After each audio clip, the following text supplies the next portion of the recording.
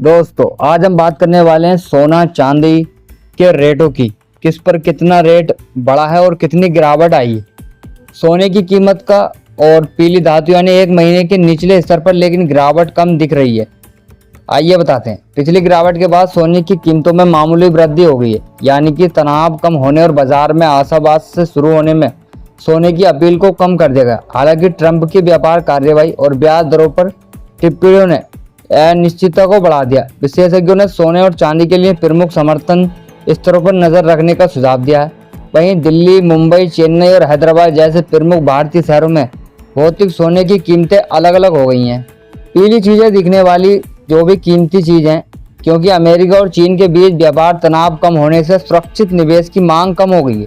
निवेशकों ने जोखिमपूर्ण परिसंपत्तियों की ओर रुख किया है। इस बीच अमेरिकी राष्ट्रपति ट्रंप ने अमेरिकी प्रौद्योगिकी फर्मों को लक्षित करने वाले कर को लेकर कनाडा के साथ व्यापार वार्ता को अचानक समाप्त कर दिया है। उन्होंने कहा कि यह एक स्पष्ट हमला था और वह अगले सप्ताह के भीतर कनाडाई वस्तुओं पर एक नए टैरिफ दर निर्धारित करेंगे।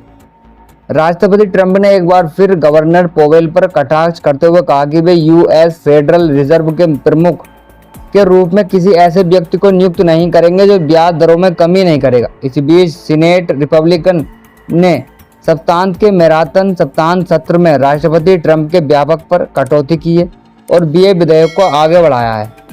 शुक्रवार को घरेलू और अंतर्राष्ट्रीय बाजारों में सोना और चांदी में कमजोरी देखने को मिली। सोने का अगस्त वायदा अनुबंध 1.67 की गिरावट के साथ 95,470 रुपये प्रति 10 ग्राम है और चांदी का सितंबर वायदा अनुबंध 1.39 की गिरावट के साथ 1,06,397 रुपये प्रति किलोग्राम पर बंद हुआ है। वहीं ईरान और इजराइल युद्ध में कम होने और वैश्विक एक्टिविटी बाजारों में बढ़त के बाद सोने और चांदी के हाल ने उच्च स्तर से वापसी की है। इजराइल और ईरान के बीच युद्ध विराम ने कीमती धातुओं के युद्ध प्रीमियम को कम कर दिया है। सोने की कीमतें एक महीने के निचले स्तर पर पहुंच गई हैं और चांदी की कीमतों में भी गिरावट आई है। पिछले सप्ताह जारी किए गए अमेरिका कोर पीसीआई मूल्य सूचकांक डेटा भी 0.1% की अपेक्षित रीडिंग के मुकाबले 0.2% आया। हेडलाइन मुद्रास्फीति में वृद्धि और उच्च अमेरिकी व्यापार शुल्कों के कारण अमेरिकी व्यक्तिगत आय और व्यक्तिगत व्यय में भी कमी आई है। इसी बीच कुमार जैन ने कहा कि अमेरिका फेड द्वारा ब्याज दरों में जो भी कटौती हुई है उससे देरी से भी सोने और चांदी की कीमतों में गिरावट आई है। हालांकि डॉलर इंडेक्स में कमजोरी और रूस यूक्रेन युद्ध में भी वृद्धि से कीमतों को निचले स्तरों पर समर्थन मिल रहा। उन्होंने कहा कि डॉलर इंडेक्स में उतार चढ़ाव और भू राजनीतिक तनाव के बीच हमें उम्मीद है कि इस सप्ताह सोने और चांदी की कीमतों में उतार चढ़ाव बना रहेगा, लेकिन साप्ताहिक समापन के आधार पर सोने की कीमतें $3,200 प्रति टोए ऑन्स के अपने समर्थन स्तर को बनाए रख सकती हैं और चांदी की कीमतें $3,500 प्रति टोए ऑन्स के स्तर को बनाए रख सकती हैं।